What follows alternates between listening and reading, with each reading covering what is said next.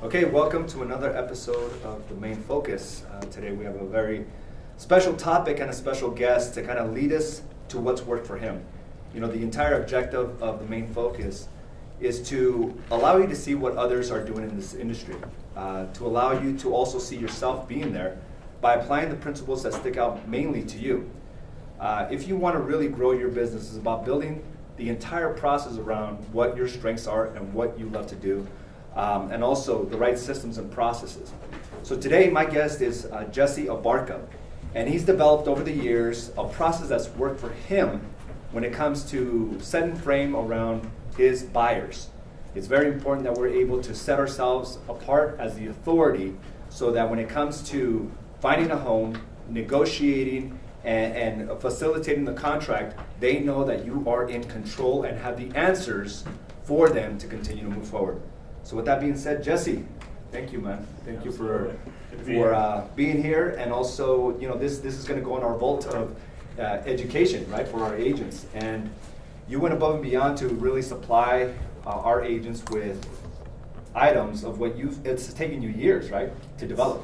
I mean, this is something that I've been developing for about 8 years now, and always tweaking, making adjustments as the market continues to change, you know, Yeah. always evolving. And you've been through the ups and downs of this industry, and you've kind of evolved with it. That's and you're right. still here. So I want to go ahead and start the process here, or the questions.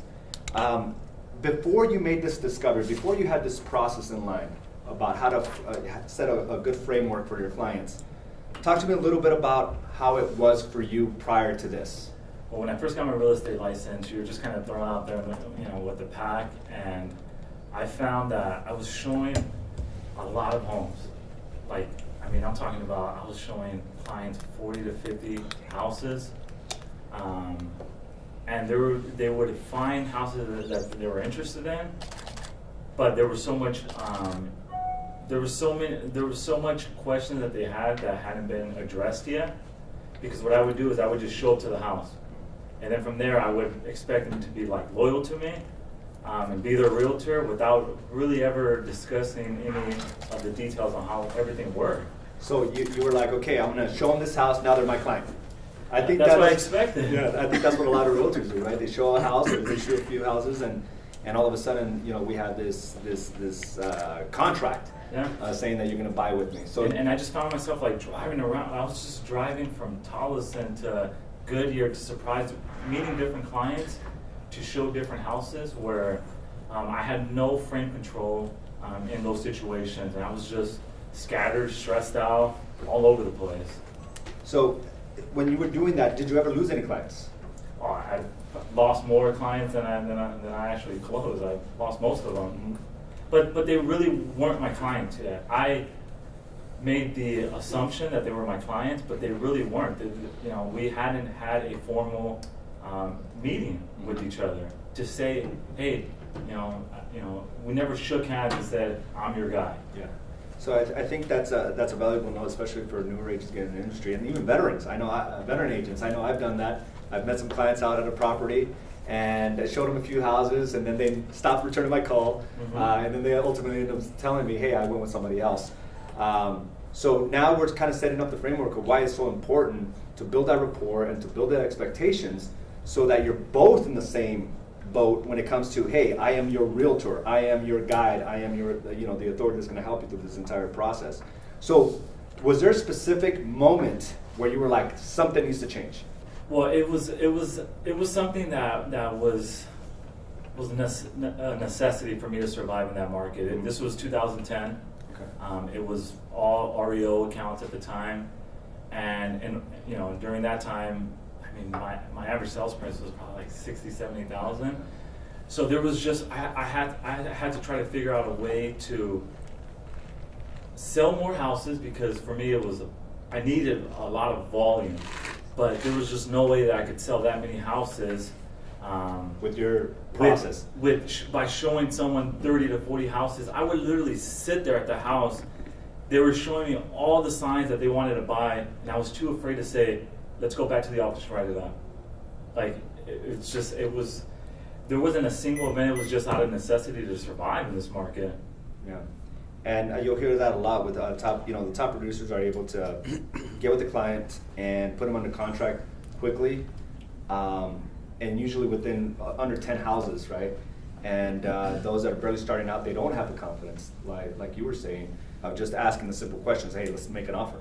Like that's got to be part of the process. Let's make an offer. If you can see it in their eyes, right? And you can see it. You can see it when they start asking specific questions on Their what their schools. payment would be Yeah. like, and when they start like putting their couches where they would set it up, where the TV would go, like these are all indicators that they're visually seeing themselves in this home, that they can see themselves living here, owning this house. And I would just twiddle my thumbs, just not.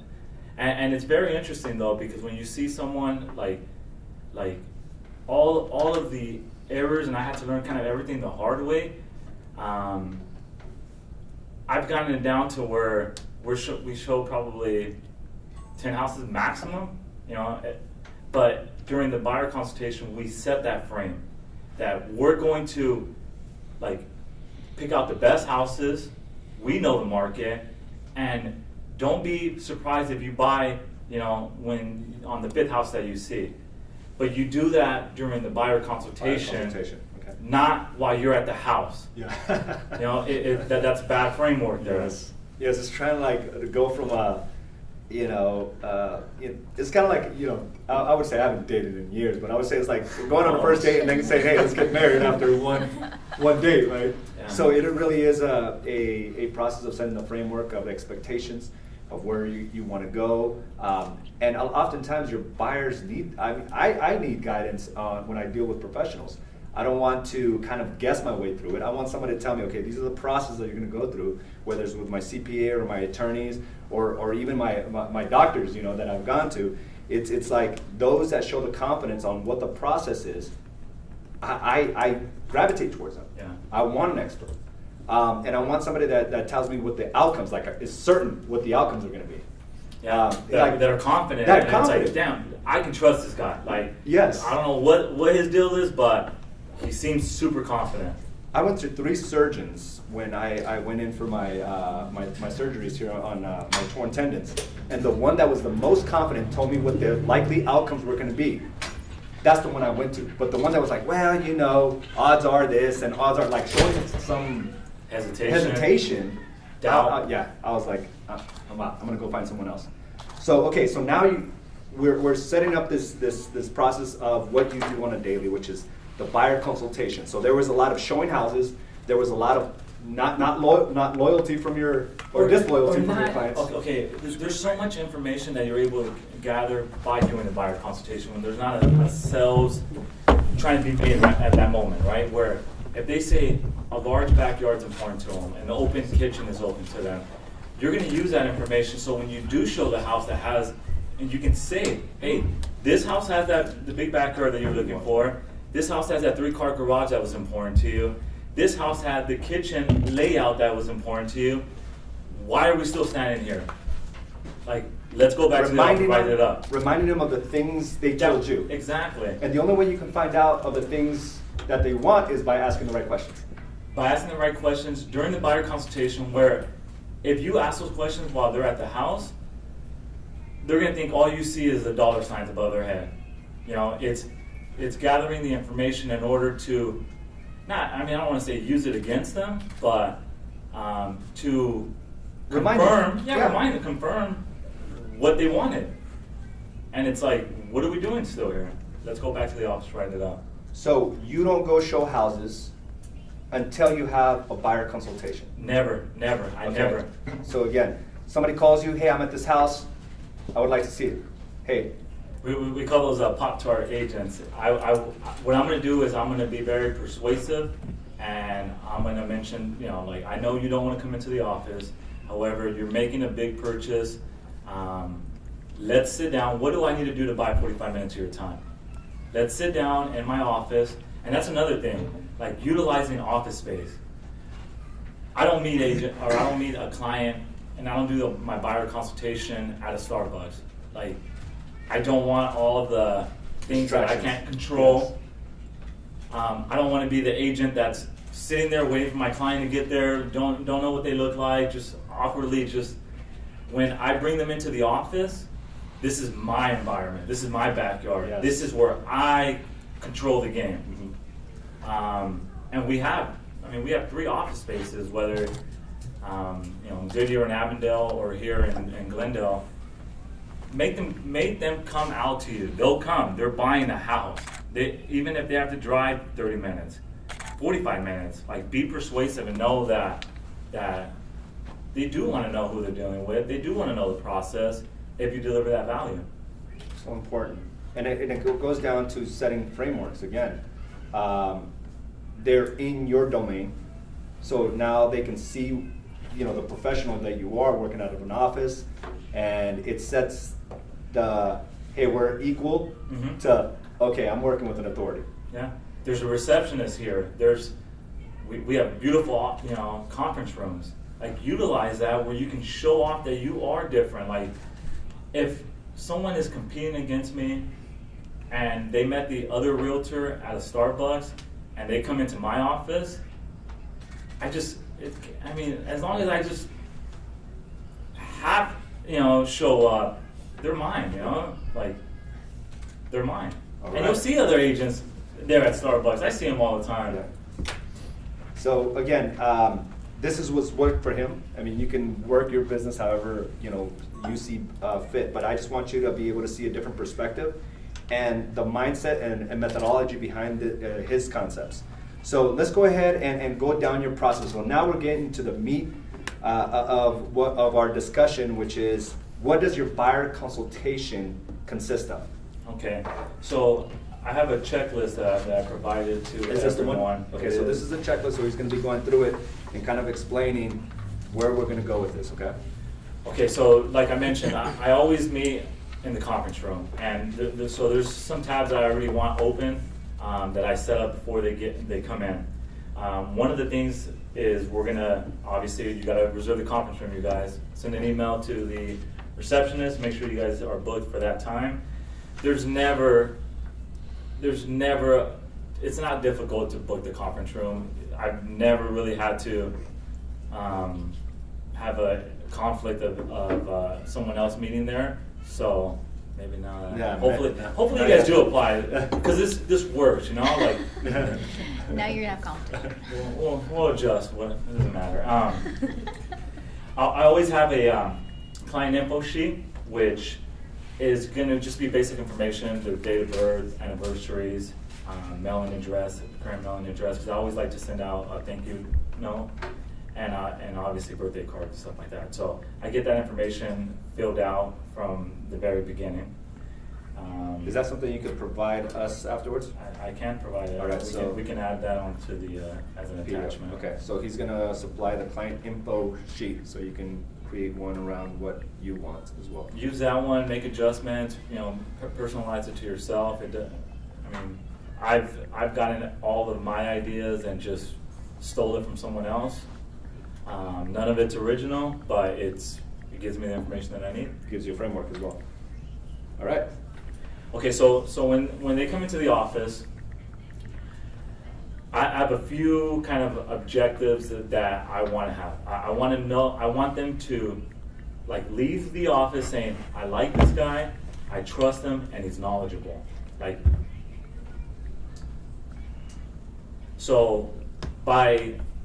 Because they have to trust you, I don't want to deal with anyone that thinks that, I'm some shady agent or anything like that. And when we discuss first, I just kind of break the ice and so what brings you guys in? Why are you guys thinking about buying? And usually, it can go in so many different areas, and I just let them do a lot of talking initially. I'm willing to meet someone. I'll meet someone at the client or at the office, even if they don't have a pre-approval. I know a lot of agents do or don't, and they're kind of adamant on it. My stance on that is, if they're willing to drive to the office and meet with me, build a relationship, whether they qualify today or maybe they're going to qualify 5 months down the road, I still want to make that connection with someone, because hey, maybe they have a friend that's looking to buy right now, immediately, And I've gotten a lot of referrals off of that, and then also just setting up a game plan to help them buy if there are some credit issues that need to be resolved, but still meeting them face to face. Okay. So how many of you actually meet every person that you that calls you or that's not pre-approved, or do we meet every person? Or I know I sometimes are like, well, let me send you to my lender first, then I'll talk to you type of thing. Yeah. Go ahead. I think you gotta, if you just pawn them off on a lender, then they almost feel like you don't care. Yeah, and Right? yeah, And a lot of them. I'll show people homes, a few homes, to build that trust that Jesse's talking about, right? So that they feel like I'm their guy. Because in the time that they go to the lender, you never know what's gonna happen.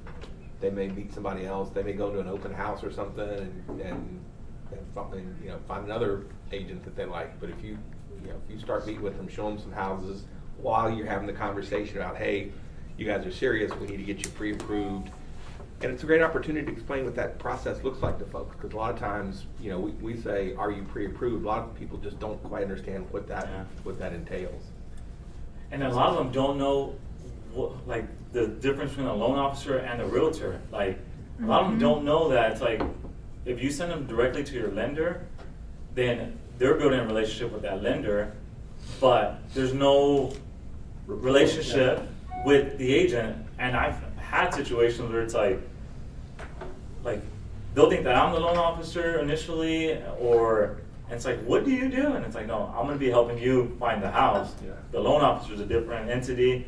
I have preferred loan officers that I work with, and it just explained that entire process, because most people don't know, especially first-time home buyers. All right, so let's good points. Let's go ahead and move on with okay. So after you set up the conference room and you got all the tabs on the website, Zillow, Armless, the website. What's the next topic conversation? Okay, Building rapport here. we have to address the monster in the room. Zillow, Trulia. I ask them. I'll say, which website are you using right now? To kind of browse and find houses. Zillow's obviously the number one. Trulia, Redfin. I mean, there's a lot of different ones out there. And I'm going to come from a place of education. Okay, I'm going to explain to them that Zillow is not working for the buyer or the seller.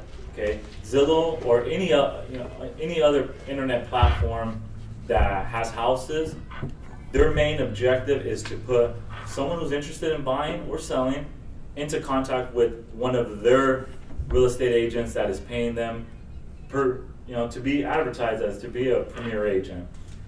And a lot of that information is going to be inaccurate. Like, a lot of the houses that have already sold, they're already under contract, that they're not aware of, because you have to address it to let them know that you're gonna have an MLS search, and those are the most up-to-date homes that are on the market, that qualify for the type of financing that they're going to be using,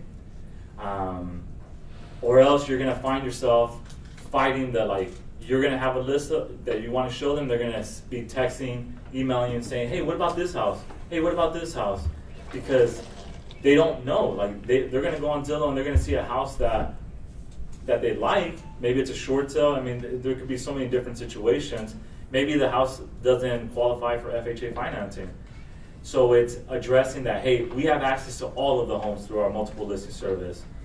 There's a reason why it's not coming up, whether it's under contract already, whether it wouldn't qualify for the type of financing. There's something that, or maybe you said you needed a 3-bedroom and this is a 2-bedroom. And I addressed all of that up front. There's a reason why it's not coming up on your search. Yes. Okay, good. Okay, so you discuss, like you said, the elephant in the room, which is Zillow. Like, we're going to compete. We're going to be finding ourselves competing with Zillow. Like who sees that? Like, where? That's very common. And I'm having that not because I didn't do my buyer consultation. I did my buyer consultation, but the problem is I haven't talked to this client in 6 months. She wasn't qualified 6 months ago, and we didn't redo one. So she's sending me a bunch of houses on Zillow. Now I look like the bad guy every time I'm under contract, doesn't qualify for financing, doesn't qualify for FHA. So that's a great point that you make right there is, having that conversation with them up front, tell them like, hey, you're going to get houses from me because this is what you qualify for. Mhm. That's huge, man. And now I'm like in a hole with this client because she's sending me houses every day, and it's like it's too far gone. Like it's too Yeah, deep already. Yeah, yeah. And if you tell them, they will listen. Like if you're the authority and you're telling them this, and that, they're going to listen, and they'll still send you. Like I still get people Yeah. sending Zillow, and I'm just like, okay, but I'm gonna tell you, I told you up front, it's probably not available. And they're like, oh, I know, but I saw it. But you address it up front, because I'll have that as well, where like, and I'll say like, look, I know you're gonna continue to go on Zillow. You're gonna go through whichever portal that they like. Send them to me, and then I'm gonna show you that they're under contract or whatever that they're not available, right? And eventually, hopefully, you realize that that's just a waste of your time. And then usually they'll figure it out after they send you a list of 6 houses or something, and none of them are available for whatever reason. Okay, cool. All right, so what's the next step? What's the next topic of conversation? We talk about, okay, so this is assuming that they're qualified, okay? We're gonna talk about shopping, because something I'm really, really good at, AZ, is having them use my preferred loan officer. I'm talking about, I can't even remember the last transaction that I had. It must have been like 3 or 4 years ago, where they don't use my loan officer. Where I tell them like, look, these are the reasons why I want you to work with my preferred lender. And I'll literally write out like a 90% on a sheet of paper, and I'll hand it over to them, and I'm gonna say 90% of the reason why a transaction could go bad is gonna be on the loan officer. If I don't have a relationship with this loan officer, if they're just a lender from Wells Fargo, there's nothing that I'm gonna do. Like if they're not returning my phone calls and they're not returning your phone calls, like there's nothing that I can do that, we're just not important to them. Not to say that there aren't good loan officers out there. There are some great ones, but when you're using my loan officer, I'm personally vouching for them. And as long as they're able to match the interest rate and the closing costs, or the fees associated with the closing costs, I want you guys to go with my preferred loan officer. And again, you're the authority, right? Like they're coming to you seeking guidance, and if I say, this is my guy or this is my girl, you're gonna be in great hands. If she screws up, I'm personally gonna show face, she will personally show face, and we're gonna do whatever it takes to get it fixed. Because things do go wrong, right? And that's your opportunity to show your character, to show you that, hey, damn, you know what? I screwed up. I screwed up. How can I fix this? So. So where do you go from there? So you're talking about the differences of being able to talk with the lender you can have direct access to, they can have direct access to. Where does the conversation go from there? So after we discuss all the advantages of the lender, then we're going to go into actually creating their search, like what they're looking for. So I'll pull up because I already have the MLS. I'm already logged in on one of my tabs, and I'll pull that up, and I'll just literally, what I do is I'll start from the very top, right, and it'll say 46,000 homes on the market. And then I'm going to say, as we start inputting some necessities that you need, you're going to start seeing in live these numbers reducing. And I tell them, I say, I typically like to have 8 to 16 houses after we put all of your criterias in here. So I set that up front, because if there's 50 houses, that's too many options for them. Okay, I don't want to show 50 houses. I'm not going to show 50 houses. So it's narrowing it down as tight as we can. But on the same token, if there's only 4 houses that meet their criterias, then it's like,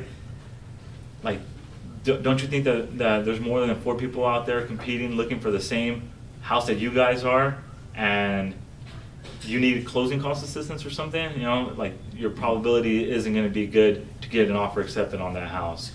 So as we start just plugging in the information, and they're looking at it, and they're seeing the numbers continue to reduce as we put the criterias. Then at that point, we look at some of them. Okay, now my step is a little bit different than other agents. I talked about one of my goals during the buyer consultation is for them to like me, to trust me, and see me as the expert, right? Some agents go out and they try to sell on their first time. I don't. Like, I literally, the framework that I set up, and I've done this, I've sold over 250 houses on the buying side, okay? So I've done it over and over and over, and this works. Is I'll have them pick out like 6 of those houses, okay? Like the best 6 houses that they like. And then we go look at them right then and there. Like, if they're qualified, we go and take a look at them. The way I set it up during the consultation is, you're not going to buy any of these houses, okay? I just want to step foot with you into these houses, and I want you to be as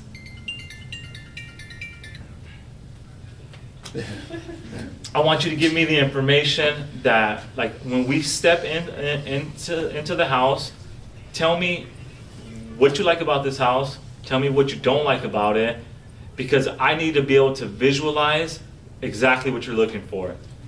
That way, when it does hit the market, the best houses always sell fast, so we got to jump on it. Like, so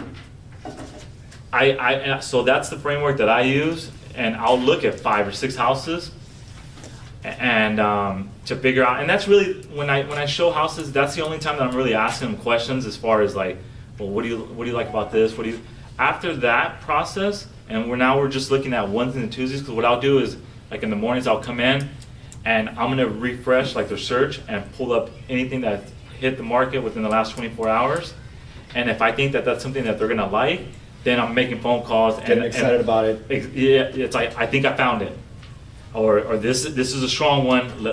We have to be out there, like, and if they work late, we got to be out there early in the morning.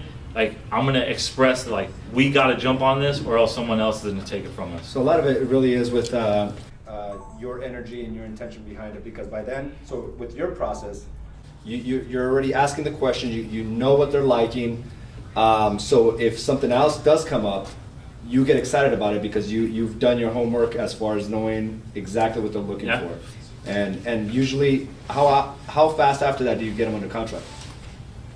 Maddie, let's give some light. I mean, we get them under contract because, I'll show 5 or 6 on my first time, and that usually takes about 2 hours or so.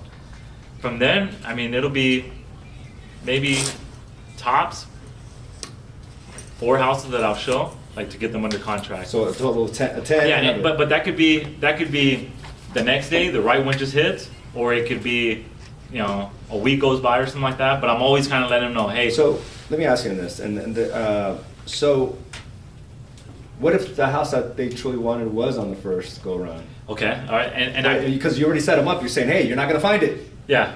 But then Fair. they found it. Okay, I've had that. I've done that 5 times, and I tell them, you're not gonna buy a house. Oh, no. Okay. All right. So I'm a little different. So then when we're looking at the house, and it's like, okay, you said this was important to you, and right, and it meets all those criterias, then at that point it's like, look, I know you're thinking, is there something better out there? I look at houses every single day. I'm out there, I know what's out there on the market. Then it becomes, this has everything that you're looking for.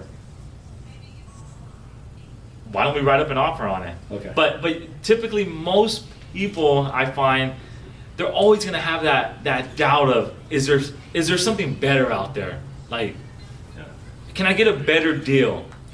So I think my thing, when I set them up front, that you're not going to buy any of these houses, but the one that's, like, the house that they're going to buy is not even on the market yet, but we have to be the first ones in.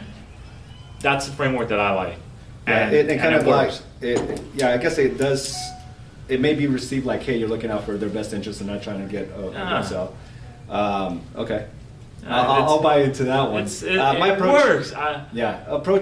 approach is different. I mean, and this is your style. That's what he feels most comfortable with, and that's what I like about this, because your strategy may be a little different. My strategy is a little different, but it comes down to you being able to also see, like you said, if they can imagine themselves there, Now you're gonna kind of, hey, I wasn't expecting you to find, but this is the right house for you. Mhm. It's got the backyard, it's got the, you know, the 5 bedrooms, it's got this, that, or the other. We'll Yeah. keep looking, but let's submit an offer on this one. Yeah. You can go that route as well. Yeah, yeah, Okay. and let them know that they have a 10-day inspection period. But I typically I mean, I've literally sold 5 houses when the first time I went out, you know? Uh-huh. Okay. I just look at it as a 2-hour investment, and then it'll be The payout would be well right around the worth corner. it. Okay. Well worth it. Yeah, and it usually falls within that 10. Yeah, 10 it's just a matter of when that house hits the market. Okay, good. It All right. works. It works. Who uses a similar strategy, or what was your approach? Like mine is like, I set them up where I'm like, hey, don't be surprised if after we show you these 5 houses, if you absolutely love the first one. Okay. Now you're telling me that when you were working with buyers, Mhm. they would write up with 3 to 5 houses that you would show them. They would actually. What was your percentage that you would? Usually the first time we go out, we would have them under contract. For the most part, there's some individuals obviously that are stuck on what not location, but if we're clear about the location Mhm. and the areas, the schools, like that's my whole thing, then for the most part, the first time we go out there, that was the reason why we were able to like really turn them around. Not turn them around, but help more families Mhm. or help more buyers, investors, because I really wanted No, to go into that process. like an investor would be a complete different thing, because an investor, if the numbers make sense, they're going to pull the trigger. Mhm. But I'm talking about like just a regular Regular family, first-time home buyer, using an FHA home loan, needs closing cost assistance, stuff like that. Yeah, here's the reason. I mean, you can only do so many, because if you're out, anytime you go show a property, right, you're gonna invest minimum 2 hours. Whether driving to the locations, going Yeah, to showing that agent. office. Yeah, right, 2 to 3 hours every time you go out. So if we do the setup and asking the right questions, like our process is to the T and up until that point, right? But I'm always constantly just reminding them that don't be surprised if. Mhm. And it's like really showing them, okay, this is what is available. We picked the best houses, Yeah. and now we just have to, don't be surprised if this is the one. Now I always say this other thing as well. It's like, if you like the property, if the property fits your needs, let's go ahead and write it up. I don't want you to lose it. But if there's something else that comes up, we'll keep an eye on it. We'll go take a look, and Yeah. we can always cancel this one and go with another one. I mean, it's a little bit more work there, Yeah. but. And if I you think do that's it the that only way, thing. it's like get the inspection done quick, like get them invested financially, Mhm. like skin in the game, where it's like, oh, damn, I Yeah, didn't get the I inspection. mean, you don't want to wait till the 8th day, Yeah. obviously, but yeah. So the approach is very similar, but just, my thing is like, for me, it would be like, let's get them what they want as soon as possible. And I'm not trying to strong arm them, but it really is about asking those questions, seeing their eyes light up, imagining themselves there, and then just asking those questions like, hey, is this it? We'll go look at the other 2, but we'll come back to this one and we'll write it up. And of course, I mean, there's some situations where all the 5 houses, they don't like any of them. But if the intention's always it's going to happen, it happens more often. But if it's always, I need to show 15, 20 houses, like a lot of these, newer agents or, average agents, then it'll happen after 15, 20 houses. So I guess it's the positioning and the mindset around us as the agent. But yours is 10. I mean, that's still that's a great number. It's just, and a lot of them fall within that paradigm because that's the way you're Yeah. approaching it. So there's a lot of different approaches, and this has worked for you. You sold hundreds of homes. So, but, and everyone will have a different strategy. But the point is to have that in your mind of like what it's going to take. And, he has a number of 10. Some of you may be 15, but, stay within there. That means that you're going to have to do a better job of asking the right questions, being on alert when those properties come out, and going after it. So what happens afterwards? So it's not so it's works right along the line with everything. So during the buyer consultation, I do tell them like I'm gonna ask you guys to come to the office 2 times. One is obviously here when we're doing our buyer consultation. The second time is when we submit our first offer. And I found this to be very effective in keeping deals that I get into escrow to actually close. A lot of agents like to do the DocuSign, electronic signatures, just to not go through the hassle of going through the contract. But when we find the first one, right, and I'll tell them, I'll say, we're gonna go through the entire contract. Do you go with them once you make an offer, or do you go with them on your buyer consultation? No, I do it after we make an offer. So that's the reason why I say you guys I'm gonna ask you guys to come into the office twice. Once is during my buyer consultation. The second time will be when we actually submit our first offer. And we're gonna go through the contract. And at that point, when I'm going through the contract, I'm just storytelling. Like, I'm telling stories of, this is the reason why we're gonna do it this way. And I don't recommend doing it this way because, and then I just share a horror story that I've had from my past that could go wrong. And just, what I found though, that like when you invest that time going through the contract with them, you're gonna avoid all the calls late at night where they're panicking about something that could have been addressed up front. It's like the best time to answer anyone's objection is before it gets asked. So you explain it to them. Now, if let's say they accepted another offer, then at that point, now I can, and we submit an offer down the road or whatever, a week later, we don't have to meet at my office again because we've gone through the appraisal contingencies, we've gone through the financing contingencies, we've discussed all the ways that they can get their earnest money back, we've talked about the inspection, we've talked about, you know, the buyer warranties, the seller warranties and stuff like that don't need to be addressed. Really, it's just changing the address of the house and whatever we're going to be offering. So I'll electronically send it at that point. But the first time, I like to go through the entire contract. I've had situations where even like not I wouldn't say investors, but people who have purchased and a few homes in their lives. Like I had one lady that literally was like, she just grabbed the paper and just initialed everything. And I'm like, oh, cool, like I just saved 45 minutes of my time, and she left. This was a few years ago.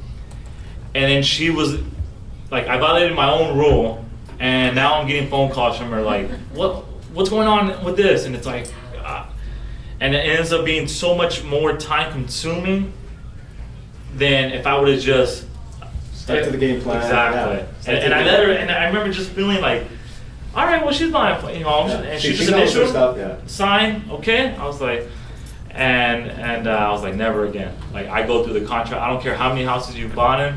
I'm gonna go through the contract. It always seems to happen that way, right? When we deviate from the game plan, something comes up that reminds us, oh, I have to stick to the game plan. There's a reason why you came up with this process, and it's worked for you. So anything else before we move on to the do's and don'ts of this process?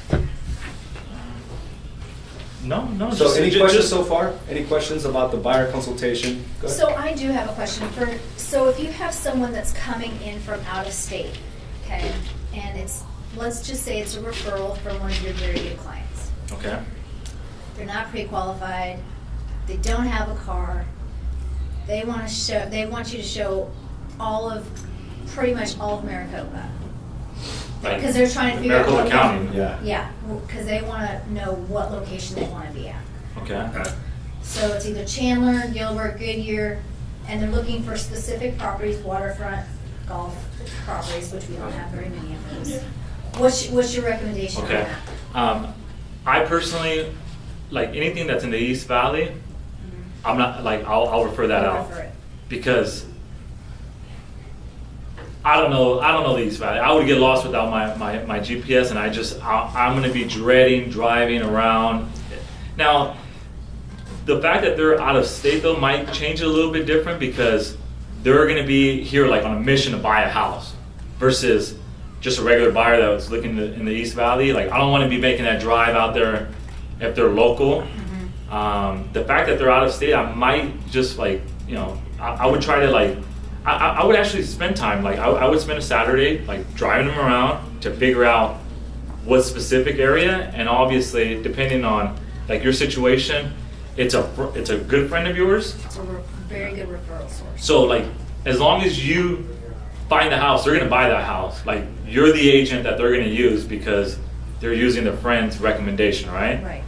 So I would definitely, I would try to show them different areas, whether it's Saturday like the West Valley, and then Sunday the East Valley, to figure out which side they prefer, and then because they're gonna buy it, like I definitely would work them. Those are always And they don't have a car, so you have to They pick depend them on up, that, and yeah. of course, they're staying in the East Valley. and right here's the thing. But someone's gonna make that commission. I know, no, I want that I'm just saying, commission. buyer consultations, you just do it where they're at, like wherever you're picking them up. Do you just do that buyer consultation? They're here for 3 days and that's it. Yeah, I would make an exception to that. Okay. And always there's always a framework that you can set as well for you to feel comfortable and not a waste of time. Because if you're thinking, oh, I can't believe I'm driving them everywhere, they're not even qualified. And this is just, and it may not be what you're thinking, but the energy that we go into it, it can kind of rub off on them. So maybe if you have a parameter of saying, hey, listen, this is great, but let's go ahead and have you talk to our local. I know you have one in Nebraska. But let's go ahead and have Jason take a look at your local, what you can get here locally. I have direct access to him. You'll have direct access to him. He knows the market here, the rates, what's going on, the special programs that are here. Let's talk to him before you come out as well, so that we can, if we happen to find the exact home, we're ready to pull the trigger as well. So kind of set that framework as well, because I've been in those situations. California buyers, I'm like, oh, dang, everywhere, right? From from Buckeye. Surprise all the way to Maricopa. So Yeah. it is, I completely get it, but setting a framework of what your minimum standards are, so you can go in there with good intention as well. Okay. Okay. No, I agree. Yeah, set that expectation. But I would definitely have them use my local lender. Yeah, local lender, definitely. I've used out-of-state lenders. It's a Yeah. nightmare. Oh yeah, Nightmare. you don't know. Like here, it's fast-paced. I mean, real estate is our number one industry here. Yeah. So our lenders know that they have to move. Out-of-state lenders, it's a little bit slower paced. That things don't move as fast, and yeah, it's difficult. So try to convince them to use a local lender. What other questions do we have thus far regarding the buyer consultation process? Trevor? Anybody else? All right. So let's go ahead and anything you want to add before we move on to the. No. I think what are you guys getting so far though? I mean, how important is it? Good. I like that you do that. I like that you set the expectations of the first phone or the first office meeting and the second meeting, because I do think it's very important that you go over the contract with them in person, because they have so many questions. And you're right, a lot of times they don't know the difference if we're the lender or the realtor. Yeah. So I do like that, and I like that it gets them to come out here. And you give them an entire presentation packet as well, Yes. right? What do you have here? Yeah, and so I like physical. We would say it's old school, but Yeah. I like to give them something when they leave the office. Now, are they going to open this? No, they're gonna walk in their car, throw it in the back seat, and but it separates me. You know, again, showing that I'm a professional, that I've had a system that I've used. I'd say about 10% of them will actually kind of browse through it. Most of them don't. But again, they're walking out with something that says, using the folders, when they sign the contract, they're going to leave with an A's and Associates folder. Again, they're buying a house. I'm not going to just give them their copies and, without it being presentable. The packaging is so important. The packaging of you as a product is so important. So even in this presentation, he's modified it. He's made it his own personal one. But you can find this on Empire Members. Print it out, full colors, and use the sheets that not all of it's relevant. There's like 40 pages. Just use the 10 pages that resonate with you. But I like it when I meet with like a financial advisor. He's giving me something tangible that I can take with me. It's not just all emails. So depending on your approach, but something like that would be ideal, because oftentimes with buyers, we only hand them a business card, right? So now they're having a buyer presentation or buyer process of what it takes, what it's going to entail, so they have that in front of them. So that's a good move. I like that. Anything else that you give them before they leave? No. Okay. Can I put an input? Yeah. Okay, because he taught me first to have a relationship with them instead of just talking to real estate. So understand why are they moving, what are they doing, as far as what am I trying to say? Their why. Yeah. Instead of just saying, oh, okay, this is real estate, this is what we're gonna do, we're gonna get you qualified, kind of understand why they're moving, what their motive is, if they want a bigger house, if they want a smaller house, what's going on with their neighborhood, everything like that. Yeah, because you can use that again as the reminders, right? Afterwards, you're moving because school's about to start in June, so we've got to put the urgency on it. This So was now right in the when school I'm showing district. houses, I'm like, oh my god, this would be great because of You X, wanted Y, and this, Z. yeah, Mhm. the pool for the summer. Right. The fifth room for a TV room. This or whatever. neighborhood is so nice because it's quiet. You mentioned that your neighborhood was rowdy, Noisy, yeah. blah blah blah. Okay. Love it. Good stuff. Any other input? All right, so let's go into the do's and don'ts from this entire process. Okay, so I got a few don'ts. Let's see. What? Okay, don't wait to close to ask for a referral. Like, a lot of agents will, like, when you have a buyer that's hot and looking and in the process of buying, they're telling everyone. That's, like, realistically, that's gonna be the time that they're gonna have a referral for you, because they're gonna be talking to a friend at a party and they're gonna say, oh, I'm looking for a house as well. Where I used to have this mindset of like, well, I'm gonna close you first to show you that I do a great job, and then I'm gonna ask for a referral. And it's like, why? Like that's just stupid. Like, ask for it while they're in that moment, and also ask for a review before they close. Like when they tell you, oh, thank you so much, thank you so much, Bobby, for all your help. Like that's when you want to say, hey, would you mind? Here's a little link if you can write a little review. Because once they close, they move on, they forget, and it doesn't mean that you did a bad job or, it's almost like I just had my car recently fixed. And I was so grateful to the guy, right? In that moment when he's like, and it turns on and it's like, oh dude, thank you so much. And, I took him out to eat and I was so grateful to him. But now that emotion's energy gone, is gone, right? Where like if he asked me now, I'd be like, if I get around to it type deal.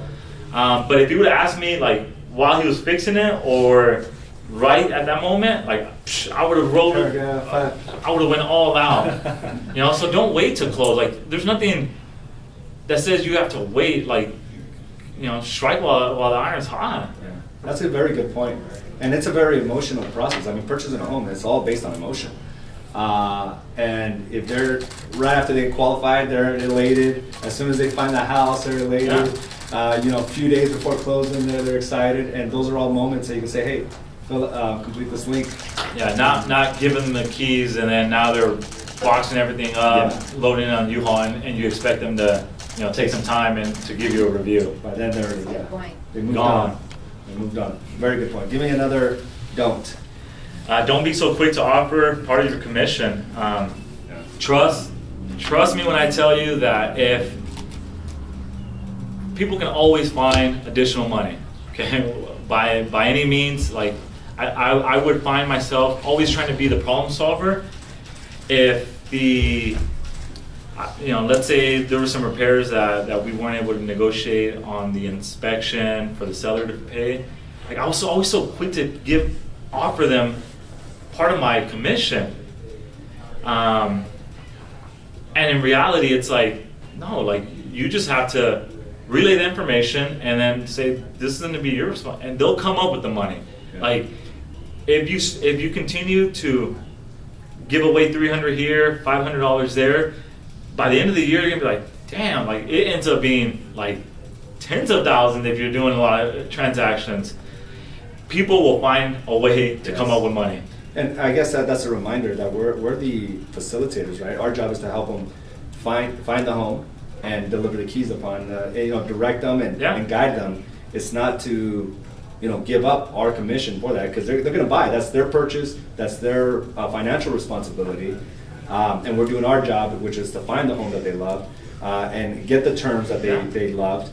And, so I know there's a lot of guilt with that. It's like, I can help them here or there. But just give them the facts. Hey, this is what it's going to require. What do you want to do? Yeah, and then you just shut up. Yeah. You just shut, and you're on the phone, and you just shut up. And they're almost like they're waiting for you to say, well, I'll throw in the $400, whatever that you need additional for your closing costs or something like that. Don't do it.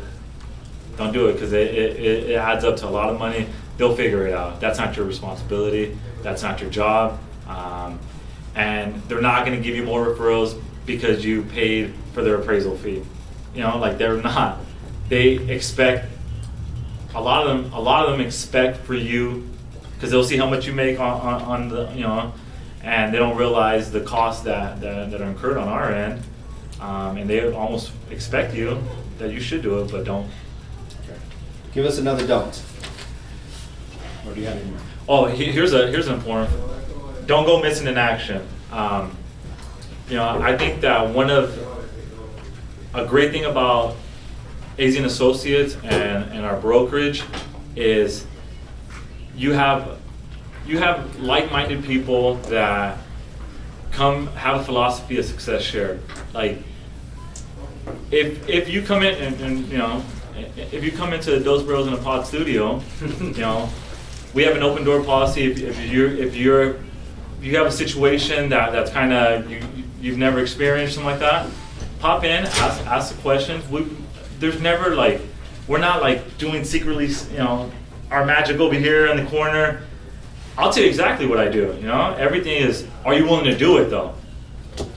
And if I give you my opinion and then you don't take action on it, then I'm gonna register that, and it's like, why am I gonna waste my time with this agent? Zach Himmelberg bike situation. What? When the whole bike situation where it's like, yeah. you know the people that are leaning in and the people that are just wasting your time. So Yeah. obviously you're gonna help out the people that are willing to lean in. Exactly. I see you, Rudy. I'm leaning in. It's up to you guys though. Like we can't force you to show up.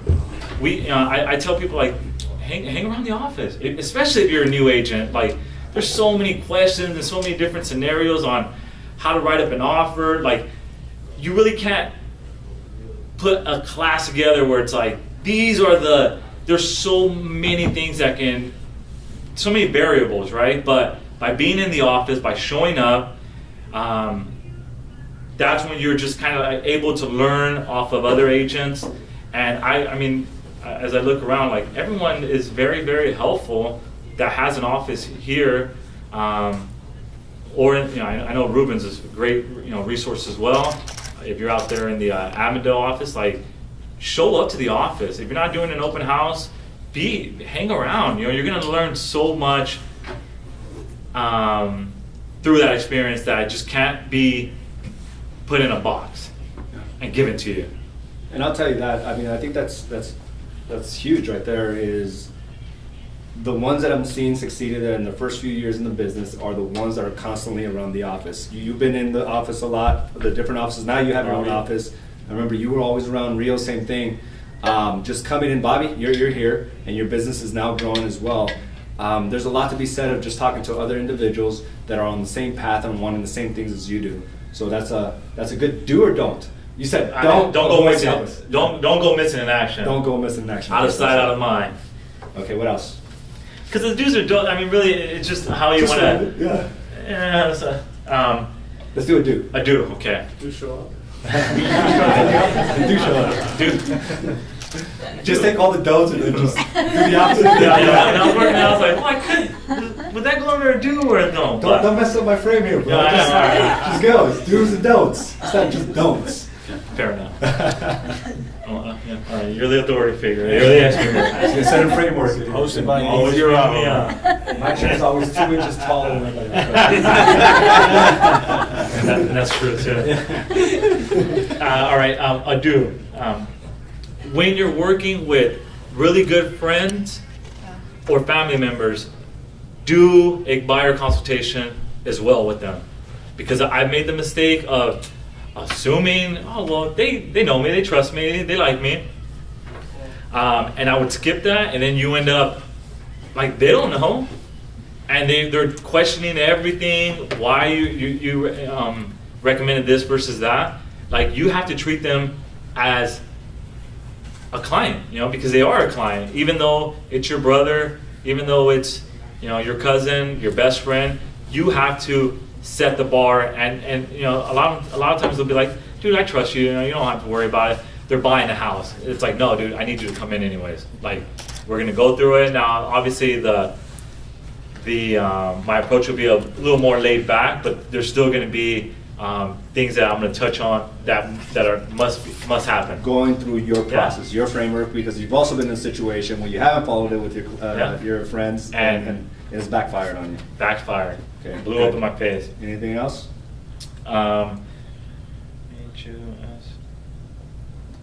Let's see, what am I doing? I have another question. Mm-hmm. Do you talk to them about new builds when you're doing the buyer consultation, about not going to a new build without you? Real actually has some good insight on this. I typically, I don't really address new builds, but obviously that's kind of, new builds are starting to become a bigger thing, right? That's a very relevant situation right now, where before it was new builds were still Yeah. way above price, and I would just kind of let them know that, actually I wouldn't even address it, but Rio actually just had an experience with. Yeah. Want to share that, Rio? Yeah, it's been pretty consistent where because of that, because I'm not including that as part of my, even in the conversation, because we're so eager to get that commission right off the bat. In the last year, I've lost 3 clients either directly or indirectly just off of new builds that I can see off of social media. That doesn't go, let's not talk about people that haven't posted it, but I'll see, and somebody, like I said, indirectly, I never spoke to them, but I'm like, shit, like they probably just didn't know I did new builds. And there was one directly that we were working with that thought I didn't do new builds and that went that way. Such a small oversight, but we're talking $1 million worth of real estate that I lost last year. That takes me from being, yeah, man, that's a big deal. So here's a reminder, like this buyer consultation, it's yours. So if that's an issue, like I would address that, absolutely. Yeah. Hey, if you go to a never go without me. I sell new builds as well, but make sure if you see anything with the, that you want to go see, call me. I will meet you there. I'll register you because I will not be able to represent you if you do go there alone. And you're not going to save money off of it. Also, to add to that, I think Jermaine made a video about the new build representation. I don't know if you follow Jermaine. I do, yeah. Yeah, I think he made a video about the new builds and how to stay on top of your client's mind whenever they decide to visit one. And he kind of breaks it down as far as if they do decide to visit the new build without you, just make sure that they give the information on your behalf, and to have that agent or that sales agent at the office, reach out to you so you can, relay the information. So give solutions. Another thing is like open house. If you go to an open house, just let them know that you're working. So all these things is a checklist. It's just all the things that you know, but they may not know. Another thing is like I would run into issues with people making big purchases prior to them closing on their home, like buying a car or buying furniture, and it just messes up their debt to income ratio. And now the deal either falls through or is on the line. Like I had that so much that I would have that conversation too in front. So anything that you've experienced that became an issue where you lost a deal, just check it off. It's your checklist, like he did. He has a checklist here. He's going to cover everything, and you're going to give him a copy of this and say, when they say new home builds, there it is. And also like Zillow, like just because it's so easy to click on the call the agent, listen, like they're may not represent your best interest. I'm your guy, I'm your person, I'm your gal, and go this route. So just addressing all that here. Yeah. And anything, I would also say, anything with the sign on it, call me. Don't call that agent, call me, I'll give you all the details. Because I had people call the agent would show that particular house. Yep. Now they're the, what is it called, the procuring cause. Yeah. They're procuring cause. Now I have to fight for my commission for a client that was already mine. And because they called that agent was available, they showed the house, I now lost out. So these are all little checklists. And when you give it to them with your logo, right? And this whole check, it's like, oh, these guys are professional. They're covering all the bases. So again, buyer consultation is your checklist, and just remind them of the situation on how you can lose the deal. Yeah, because I have a question, and at the point where you're now incorporating a showing agent, how do you bring that into your conversation? How do you make it to where you're still connected with your clients, but obviously, because you're at the point now where you're not doing showings really 90% of the time, Maddie's doing them for you. How do you incorporate that into that buyer consultation when you guys are doing it? I have Maddie there with me during the buyer So, consultation. But how do you introduce her? Like, how is that dynamic? Part of the team, right? She helps me show houses, like, because, and that ties in perfect with my frame, because it's like, remember, the best house always sell fast, and if I'm with another client, we got to get into that house. That's why I have a team member, and someone that can get you into the house immediately. In order to, I'm gonna do the contract negotiation. I'm gonna handle that aspect, but we have to get into the house as quickly as possible, and she helps me with that. And I think you have to just kind of put your ego on the back. Like, it's not that I'm so great and I'm going to be the best showing, to actually show them the house, but they want to know that they're going to get the house. And Maddie has a great success showing. Maybe she should be teaching a class on that. Like, she shows a couple houses, and if they don't want to submit, she's pissed. I'm like, damn, when I started, I was showing 50, 60 houses just. She like expects them to buy, She's a hardcore and kills closer. it. Kills it. Hardcore closer. I love it. I don't know what she's doing over there. Like, oh, do you want to submit an offer? Yeah. Again, this is about realizing the objectives of your client. And I think I would get a little upset when I knew the house, that was the best house that they're ever going to get, and they're not pulling the trigger. Yes, that's the emotion. And It's gone. And now it's When gone. they decide they And it's want like, it. I told you so. But then you use it as a learning opportunity. Yes, Like, that is right. remember I told like this house, and then you do the I told you so. I told you so now. Get this other house that you don't like, you're writing off on it. Okay, question. What do you do? Because I've had where I try to advise my buyers on trying to submit some of their best offers before, and then they always want to feel like they're getting this deal. Yeah. Like, how do you get them to Okay. be like, okay, let's not offer $30,000 below the asking price, And I wouldn't even submit it for them. Like if it was some outrageous like that, I'm just like, look, are you here to buy a house, or are you just wanting to submit offers? But to address I just say it look, I get it. Everyone's looking for a deal. I want to get a deal. You want to get a deal. You want to feel that you're winning. However, this house is priced right. We have to be at least listed price to even be in the ball game type. And it also has a lot to do with timing, right? If it just came out and they're trying to make a offer $50,000 less, 2 days on the market, it's gonna be difficult. So bringing up those points, I think, right, would be good, right? Yeah, yeah. Like if it's on the market 115 days, Then now that might be a little bit different. Yeah. That might be a different conversation. But just let him know up kind of upfront too as well is there's some houses that are priced too low.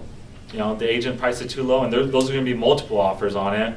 There's houses that are priced just right, and then there are those houses that are priced too high. Those are the houses that, if they're priced too high, then those are the houses that we can submit lower. But and that's where you use your expertise to say this house is, with all its features, it's priced right. We got to be at least at this price. And then I also let them know on the appraisal contingency if they're worried about offering too much. It's look, you're protected. You're using a loan. In the contract, it states that they're going to have a third-party appraiser come in and evaluate it. And if it comes in lower, 90% of the time I'm able to negotiate it because they need to sell. And now they're only dealing with us. All those other buyers that had submitted offers are no longer here. They're gone. Now they're just dealing with us. So, but then it becomes. But if it does come at that appraisal, you got to be willing to pay for it. So and also You're the expert, but more important, yeah, when you I feel convey I that have some confidence. clients that I'm I try to give them my best advice, and they're like, no, I think I'm still going to offer Yeah, this. And yeah. I'm just like, oh my God.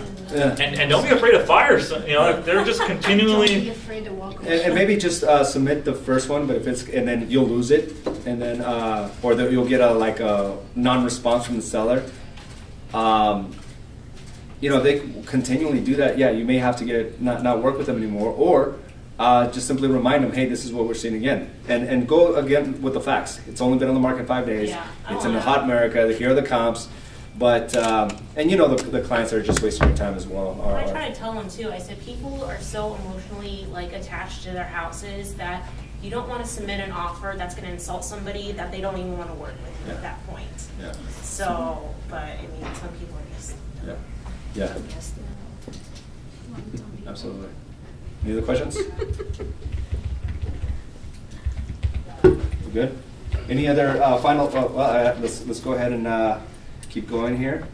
So now after the discovery, your process is like your buyer consultation, that's kind of streamlined the entire process for you, right? That's something you would highly recommend for agents that have been in the business a few months or a few years, buyer consultation? You have to do it. It's non-negotiable to me. Good. Okay, so what is the one thing you want them to leave with out of this entire process? We had a conversation here nearly an hour of the do's and don'ts, the process, your experiences before putting this in there. What is the one thing you want everyone to leave with here? The one thing that I want you guys to leave with, and for those that are watching online, I'm going to assume that most of these agents are newer agents. So the one thing that I would drive home is come to the office, show your face. Don't be working out of home. Show up to the office, because there's not just one trick that I can give you to help you be successful. It's by being in the office where you're going to pick up tidbits every single day. Don't be that agent that's embarrassed to come in during the summer run, but like show up to the office. Show up to the office. Be around producing agents. That's my one thing. All right. Any last questions before we wrap this up? Okay, so you can take a look at his presentation here. Again, we have it available on empiremembers.com. He's also going to give us a checklist of the questions he asks. Maybe that's the one thing you do today, where you create your own buyer consultation. I have the questions that I asked. Okay, so he'll give that and create your own, so that when you have that buyer, which will happen, it's going to happen. It may happen 2 or 3 times this week. You're prepared. You have a process that you can go over, and then it's now your process. So again, all this training is available on empiremembers.com under Domain Focus. We will have the summary and also the write-up, so you can follow it to the T, so you can apply it to your business. And again, thank you for joining us, those that are watching online, for another training on Domain Focus. And until next time, we will talk to you soon. Bye now.